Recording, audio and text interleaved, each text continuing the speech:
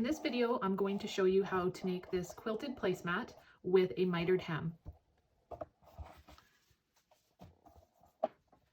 So you'll need one piece of fabric for the bottom. It's going to be 20 inches by 14 inches. And one piece of fabric for the top. It will be 18 inches by 12 inches. And a piece of batting that's also 18 inches by 12 inches. After we stitch these two pieces together using a quilting stitch, we're going to cut it down just by 1/4 inch. So this will end up 17 3/4 by 11 3/4. So to start, you're going to stitch your quilting stitch on to secure your batting and your fabric together, and you can use whatever type of design you want. I'm going to do lines at a 45-degree angle.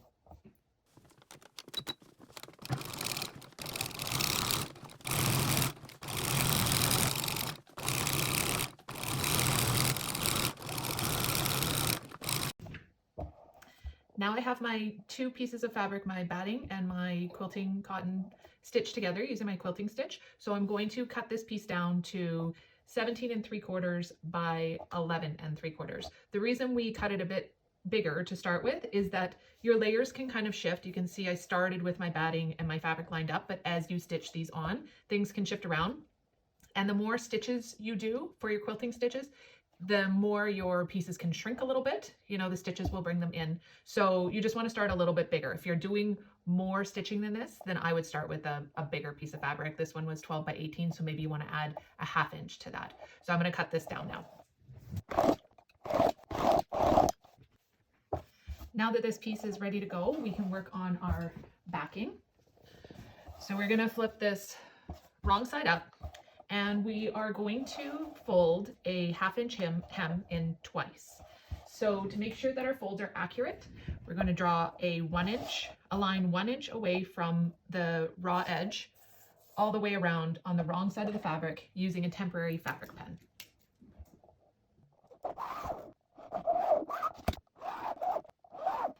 Now we're going to fold our hem up to meet that line and press it all the way around.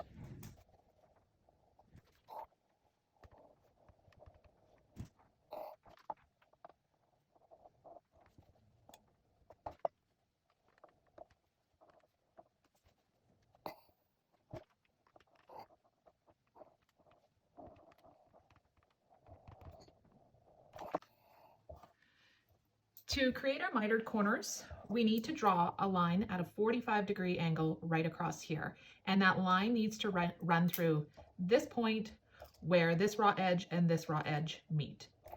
So if you have a ruler with a 45-degree angle on it, you can use that, but I'll show you an easy way to mark those lines if you don't want to use a ruler.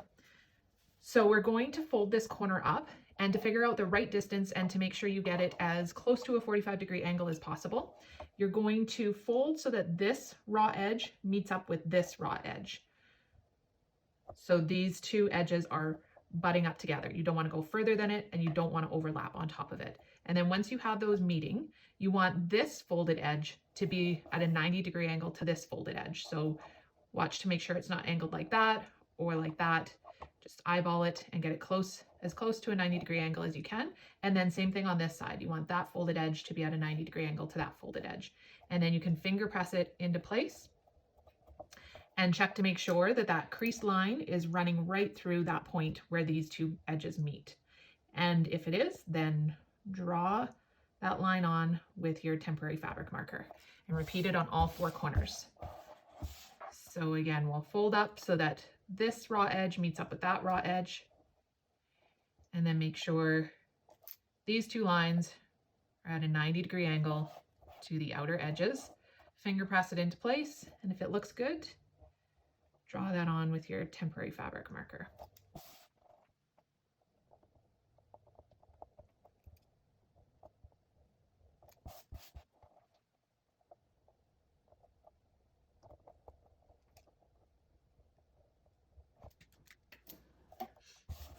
To sew these mitered corners, you're going to fold your piece of fabric diagonally with right sides together, making sure that there's a perfect point at the top and that these two edges are meeting up and stacked right on top of each other.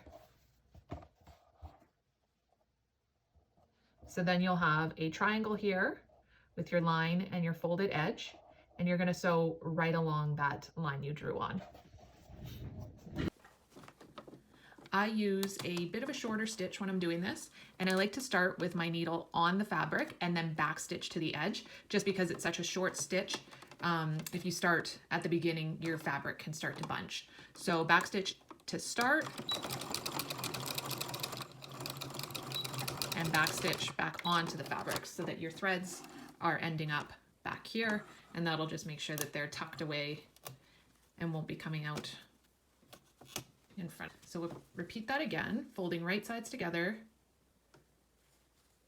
the top coming to a perfect point, and your two edges lining up perfectly there.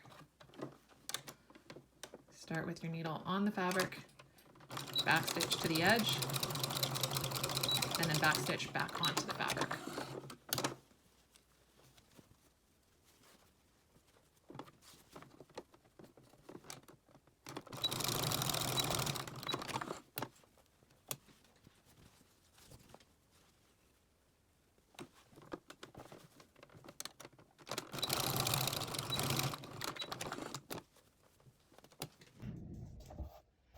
All four corners are sewn now, so we're going to cut off the excess fabric in here.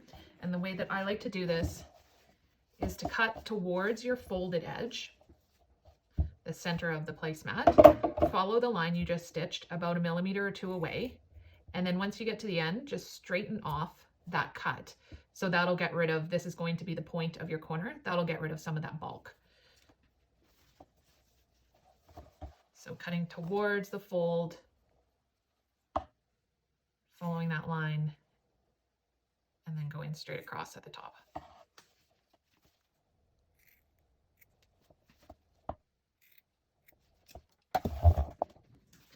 Now we can flip our corners right side out. Start with just using your fingers to push the corners out. And then you can use a point turner or a knitting needle or a chopstick to get the last of those pieces of fabric out so your seams will sit nice and flat.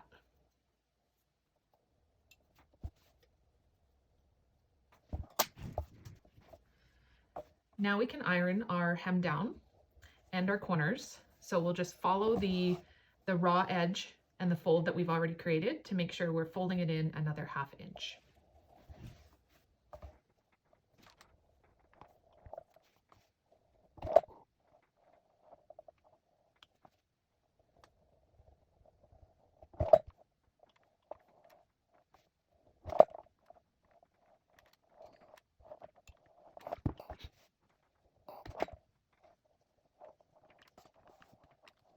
Before we set our top piece into place, we just want to make sure that we have it cut down small enough. You want it to be about 1/8 of an inch smaller on all 4 sides. That'll ensure it'll tuck in nicely and it's not going to make your hem bow out at all. So I need to cut mine down just a little bit, mostly on this side, so that I can see just 1/8 of an inch of that fabric underneath.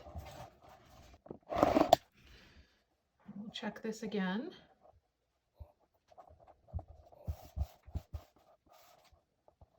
And that looks better. I've got a little bit of that bottom fabric showing all the way around. So once you have it centered on your bottom piece of fabric, then you can just lift up that hem and tuck this top piece in.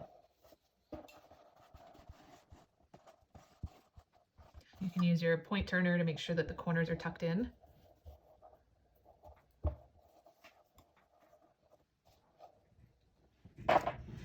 Now I like to just press this hem down just a little bit on the sides just to get a bit flatter for sewing.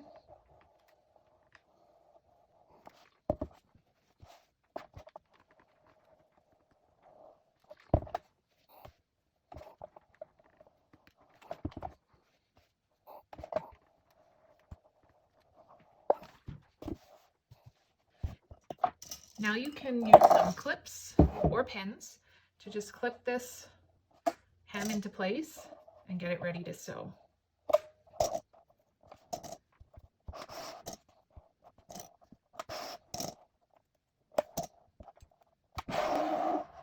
Now I'm going to sew all the way around this hem, about 1/8 of an inch inside from this folded edge. I like to use a bit of a longer stitch when I'm doing my top stitching. It just gives a cleaner look and helps me sew a straighter line. And the other thing you want to do whenever you're working with batting is use a walking foot. It'll help that material feed through a lot nicer instead of a presser foot, which will press your fabric down and you can end up with bubbles or creases. So back stitch at the start.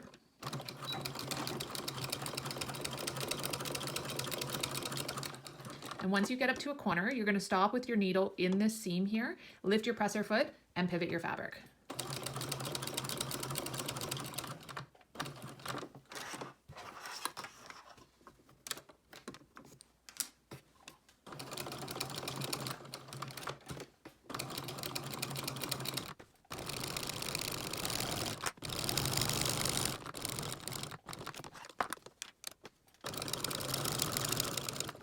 And back stitch at the end.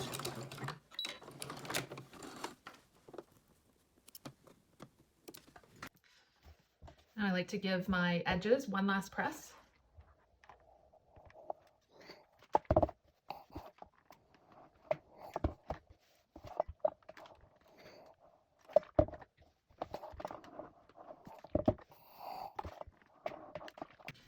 And there you have your finished placemat.